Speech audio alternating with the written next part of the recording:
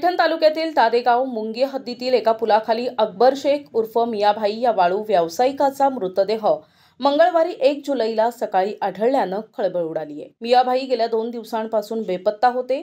त्यांची चारचाकी गाडी मृतदेहापासून 60 किलोमीटर अंतरावर तर त्यांचा मोबाईल 30 किलोमीटर अंतरावर सापडल्यानं त्यांचे अपहरण करून खून केल्याची शक्यता वर्तवली जात आहे।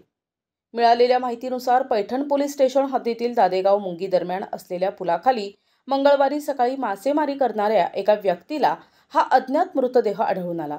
घटनेची माहिती मिळताच शेवगाव आणि पैठण पोलीस तात्काळ घटनास्थळी दाखल झाले।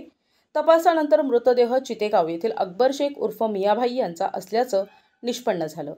मियाभाई हे 2 दिवसांपासून गायब असल्याची तक्रार बिडकीन पोलीस ठाण्यात नोंदविण्यात आली होती। त्यांची स्वतःची चारचाकी गाडी गेवराई तांडा येथे पोलिसांना मिळाली असून त्यांचा मोबाईल ढोरकींच्या पुलाखाली सापडला आहे। या घटनाक्रमावरून पोलिसांनी मियाभाई यांचं अपहरण करून खून करण्यात आल्याची शक्यता व्यक्त केली आहे।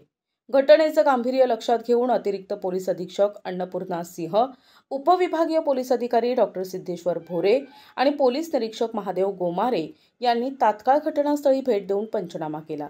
मयताच्या नातेवाईकांनी ही आत्महत्या नसून खूनच असल्याचा दावा करत पोलिसांकडे तक्रार दाखल केली आहे।